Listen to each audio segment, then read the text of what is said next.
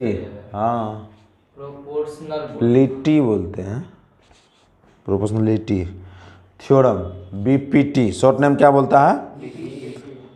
देखो थ्योरम है 6.1, if a line drawn parallel to one sides of a triangle intersects other two sides in distinct point, the other two sides are divided in the same ratio. ये मैंने एक triangle बनाया और इसका नाम दिया ए बी सी, और इसके पैरेलल में एक लाइन ड्रॉ किया मैंने डी और ई, जो किसके पैरेलल है? डी और ई किसके पैरेलल है? बी सी के। और कहता है ये लाइन जो है इसको क्या करता है? इक्वल पार्ट में डिवाइड करता है। बस समझ आ गया कि ए बी सी एक कोई ट्रायंगल है, गिवन में जो है, गिवन में क्या है कि ए ट्रायंगल ए बी सी एक कोई ट्रायंगल है जिसमें डी ई पैरेलल किसका है? बीसी का। ये तुम्हारे पास दिया हुआ क्वेश्चन, समझ गया? अब कहता है कि triangles intersect other two points, ये कितने पॉइंट पे इंटरसेक्ट कर रहा है? एक पॉइंट ए बी पे और एक पॉइंट ए सी पे इंटरसेक्ट कर रहा है। हाँ, other two sides divide in the same ratio, और ये डी क्या करता है? डी और ई ये वाले को और ये वाले को इक्वल रेशियो में क्या करता है? डिवाइड करता है। तो इसका मतलब हो गया कि हमको टू प्रूव करने का रहा है, टू प्रूव कि A D by D B equal to A E by क्या? ई सी। होगा या नहीं होगा? चलो अब देखो, हम अपने तरफ से कंस्ट्रक्शन कर लेते हैं।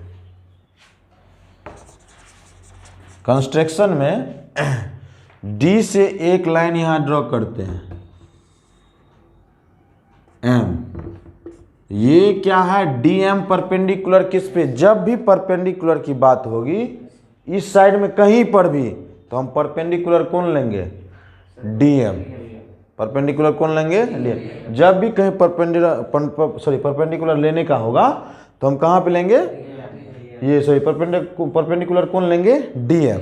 और ई से परपेंडिकुलर डाल देते हैं, ई से परपेंडिकुलर एन। तो इस वाले भी साइड में जब भी परपेंडिकुलर की बात किया जाएगा तो हम कौन सा परपेंडिकुलर लेंगे? E N. और इस वाले साइड में डी एम। ये बात समझ गया? कभी भी हमको एरिया निकालने में बेस इंटू हाइट का जरूरी पड़ता है ना, तो जब भी हाइट का आवश्यकता पड़ेगा तो या तो हम डी एम लेंगे इस वाले साइड में, और इस वाले साइड में क्या लेंगे हम? E N. ये बात समझ में आ गई? और अपने तरफ से क्या करते हैं? बी से ई को ज्वाइन करा देते हैं और सी से डी को, इसको भी ज्वाइन करा दिए और इसको भी ज्वाइन करा दिए। अब देखो कंस्ट्रक्शन में लिख लो कि डी एम परपेंडिकुलर किस पे है? ए सी, पूरा लाइन बोलना है, A C and E N perpendicular to A B, और ज्वाइन किसको किए? B to E and C to D. इतना काम कर लिए, ठीक। अब हमको प्रूफ करना है। प्रूफ में देखो, पहला हम ट्रायंगल ले लेते हैं ए डी ई, जिसका बेस लेते हैं ए डी। देखो triangle A D E V है। अब बताओ area of triangle A D ई, हम जानते हैं एरिया ऑफ ट्रायंगल बराबर क्या होता है? एरिया बराबर क्या होता है? 1/2 इंटू बेस इंटू हाइट ना, ये होता है ना जी। तो यदि हम ए डी ई का एरिया ले, area of triangle A D ई, तो क्या होगा?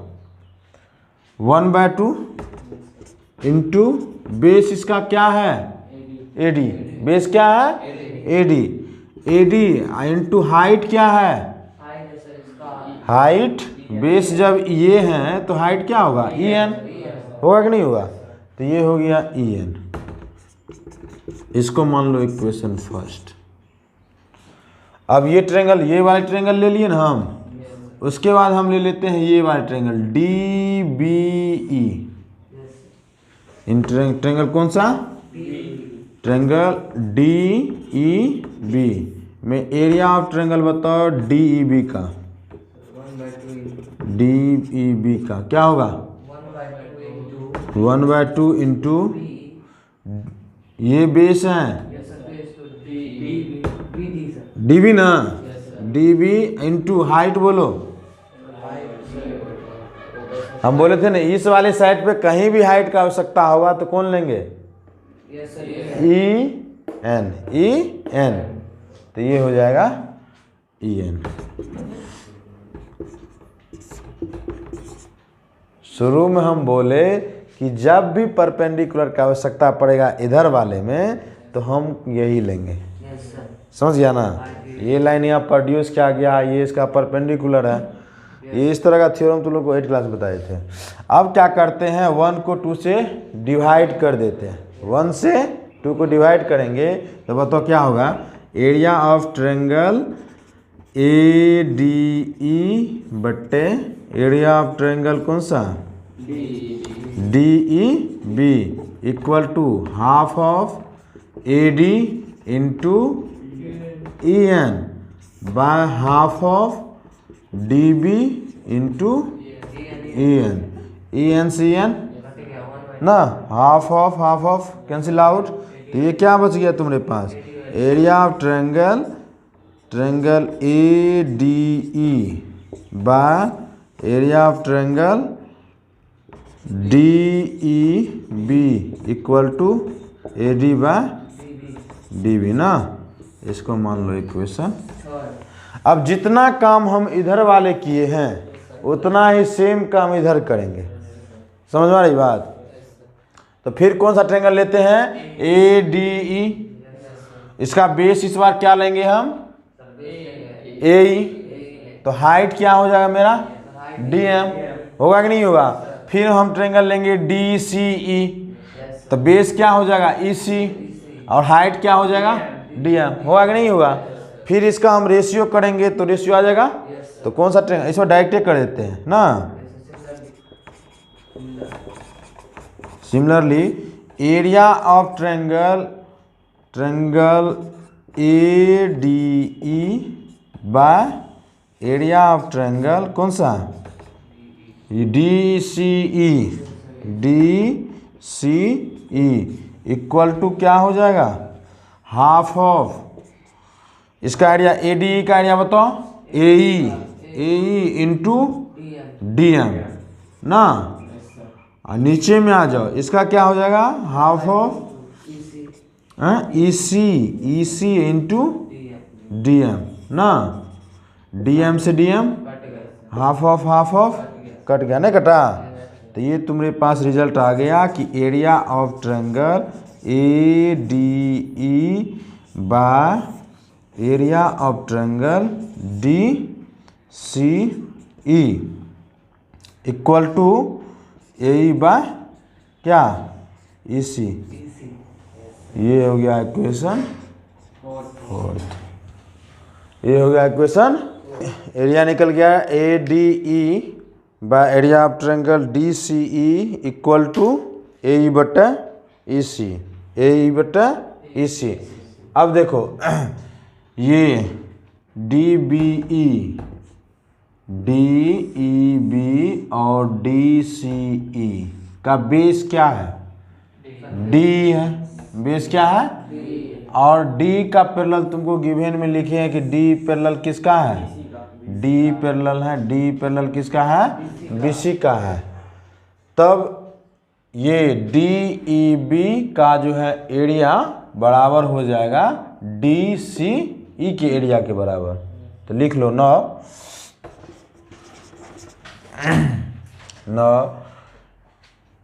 ट्रेंगल DEB एंड ट्रेंगल कौन सा, D C E are on the same base, are on the